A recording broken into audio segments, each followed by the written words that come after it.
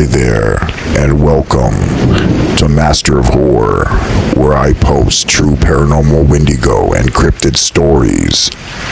The stories I post are the most terrifying and true stories from the internet and even of my own experiences. I have rain and thunder in my background so as to help you relax and sleep. Okay, now let's begin.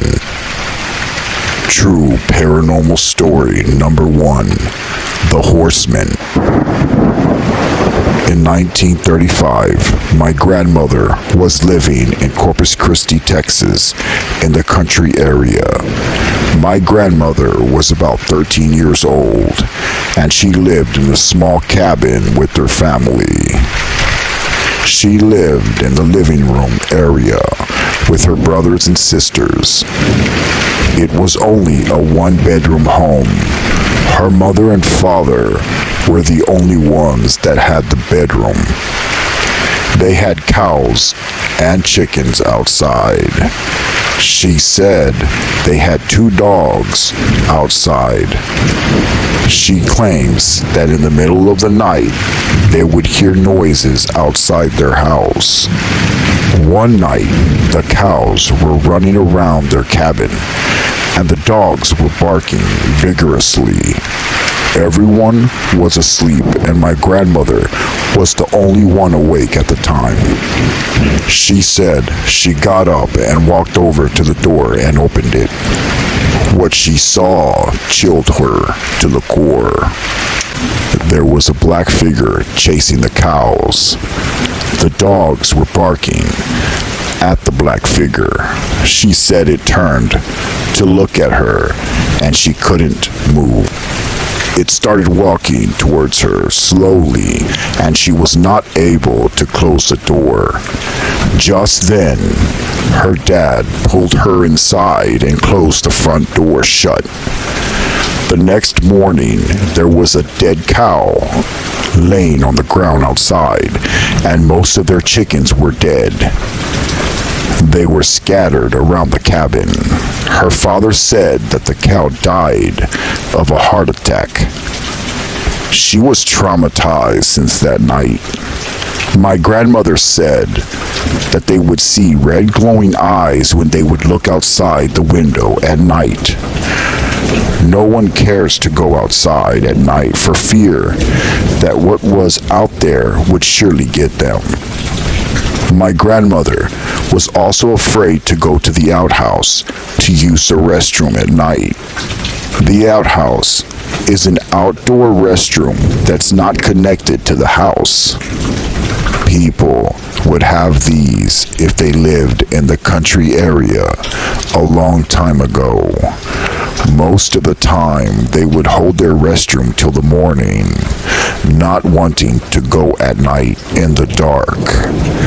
She said that there was a night she really needed to use the restroom really bad.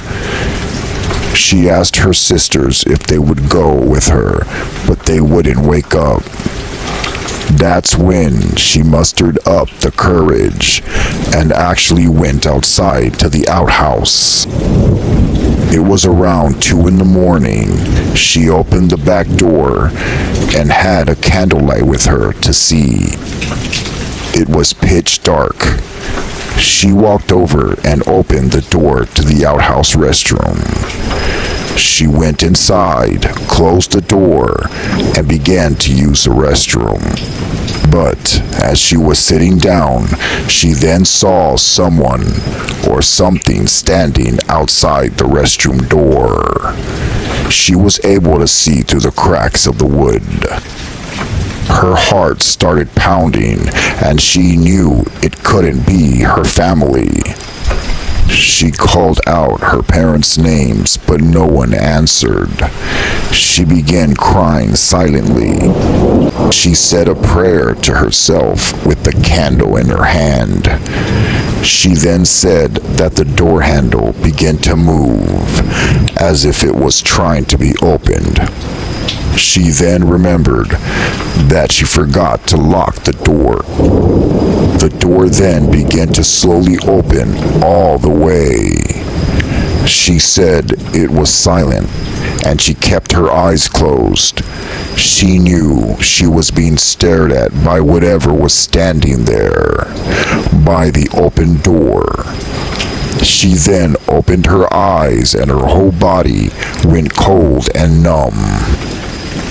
It was a black figure standing right in front of her.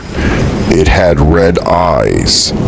She screamed really loud and threw the candle at the figure. It then disappeared. Her father ran outside and rescued her. They brought her inside where she was shaking and terrified. She told them everything that happened. They then made a rule that no one can go outside past 6.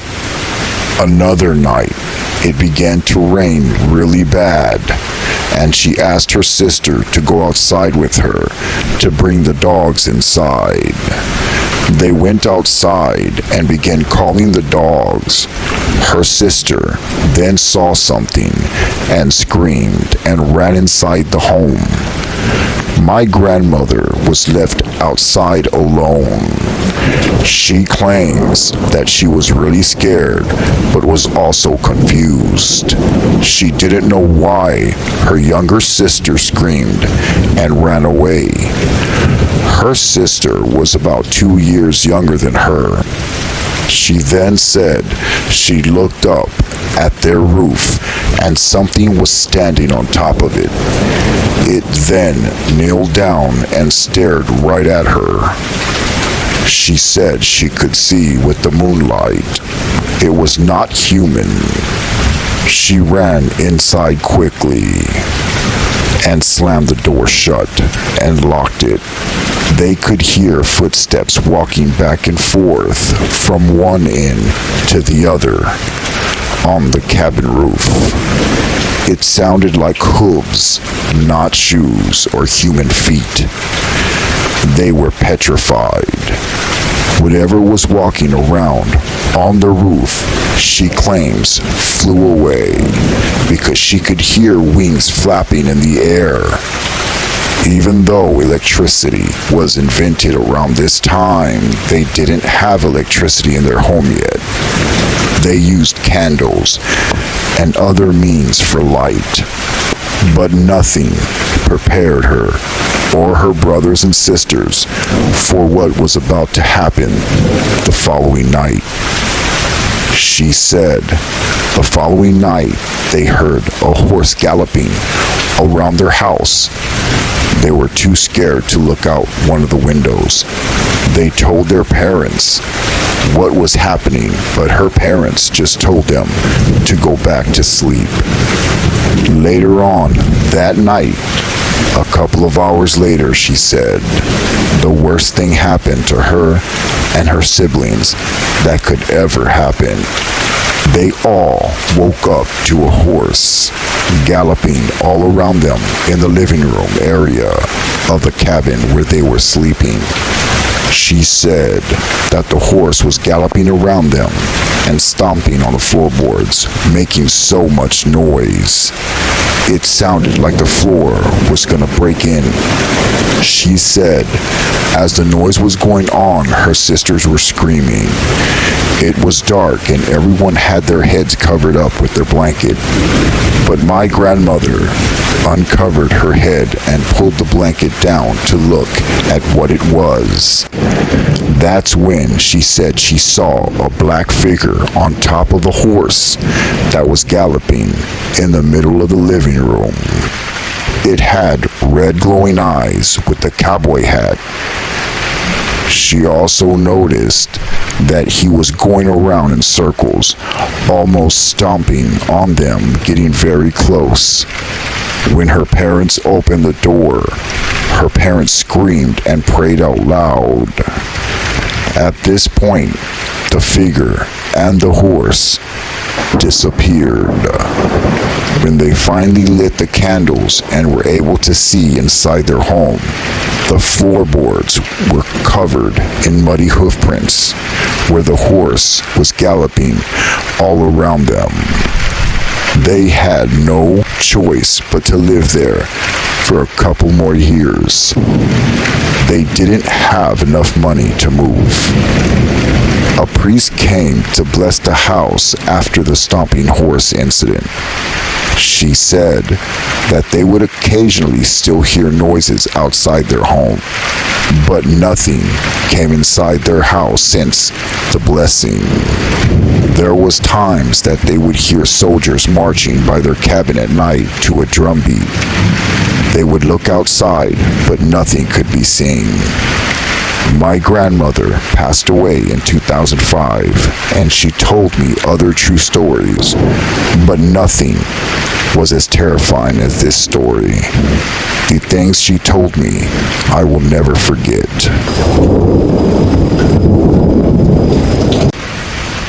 Paranormal story number 2, The Neighbor. This true story happened around the Bridgewater Triangle area during the 1890s. It also came out in the newspaper at that time what had happened. A couple had moved into a neighborhood that was pretty fancy with 2 to 3 story houses. The couple started getting settled in and were very excited about their new place.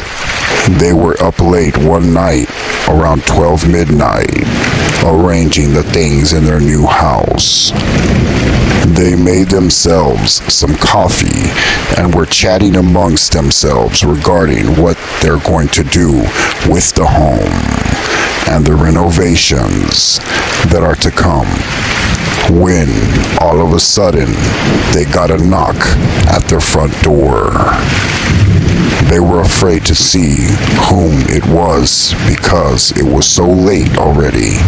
They decided to open the door after seeing that it was a man holding something and smiling.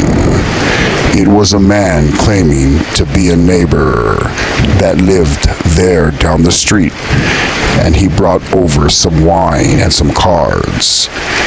He claims that he'd been living there for a while, and he noticed that they were new to the neighborhood, and he was merely welcoming them.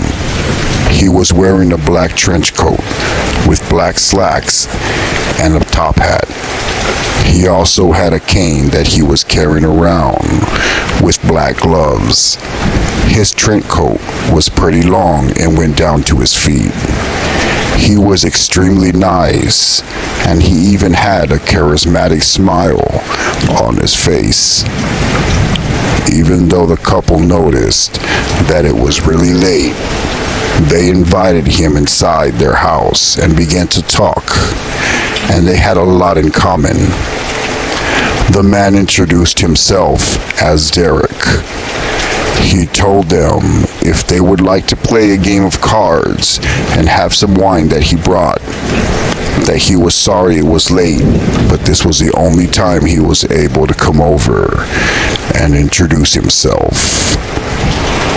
They showed him around the house and told him that it was fine. They would love to spend some time and play card games with him, that they weren't planning to sleep anytime soon. This day actually fell on a Saturday, so most people would stay up late, especially during the weekends.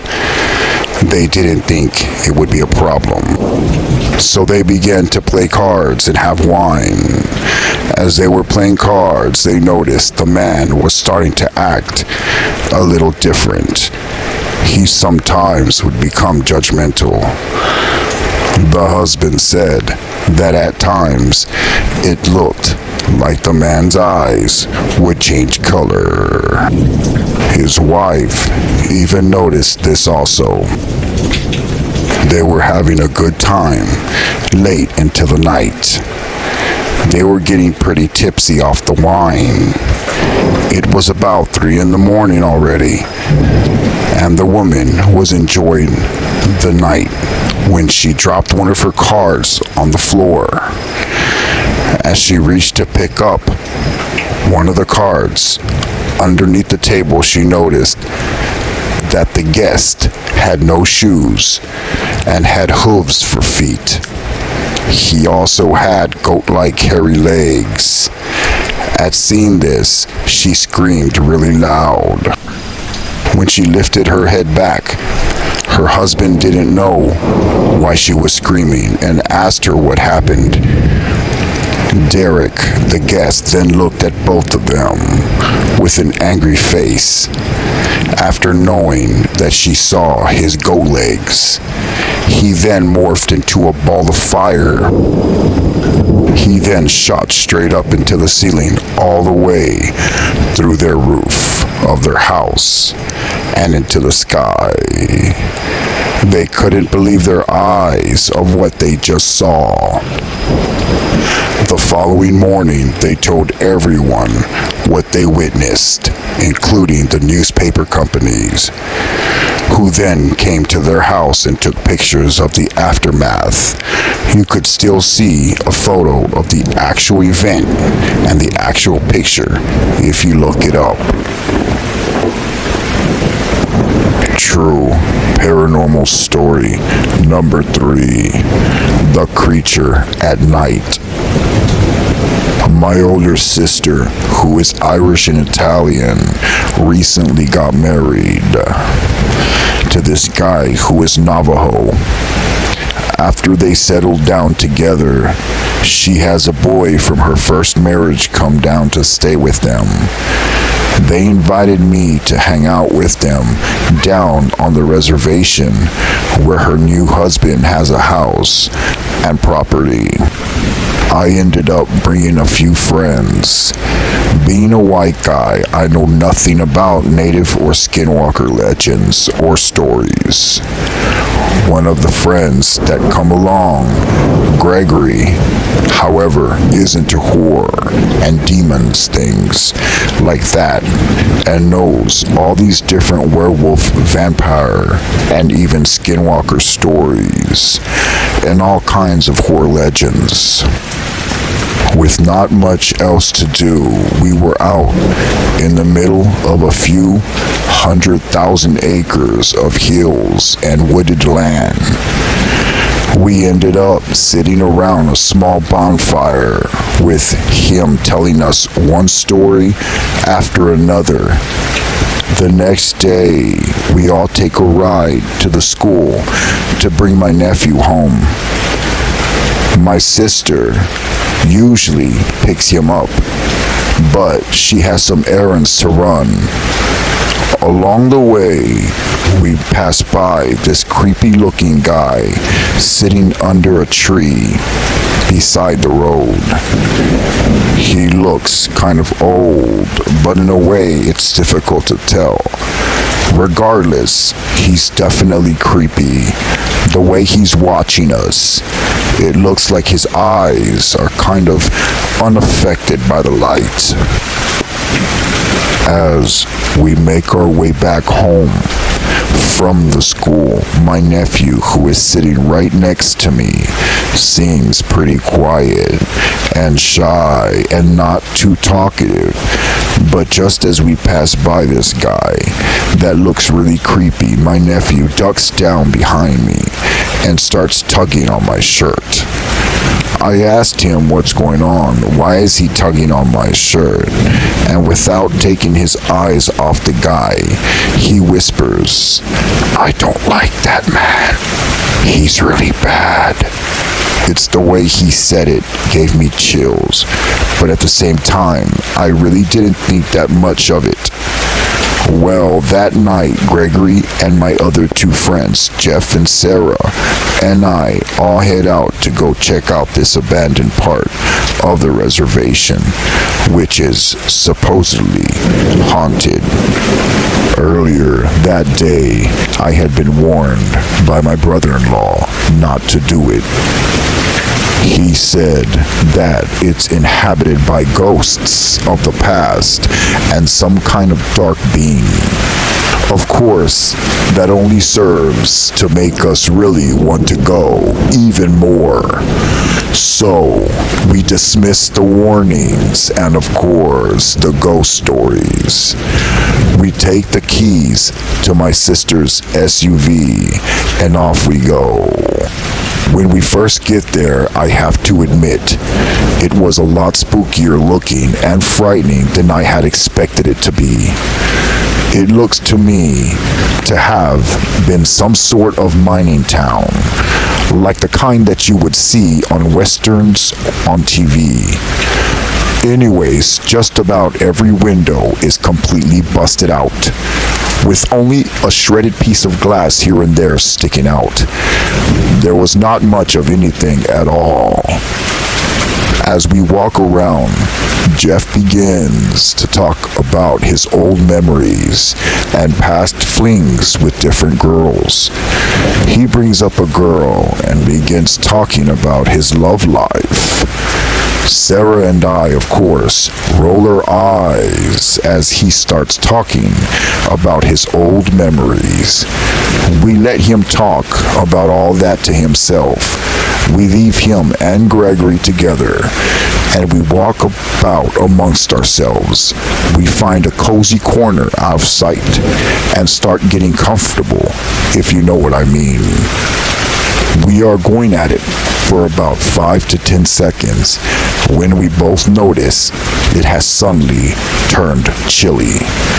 Just as we huddle up together for warmness, we hear a blood-crawling scream.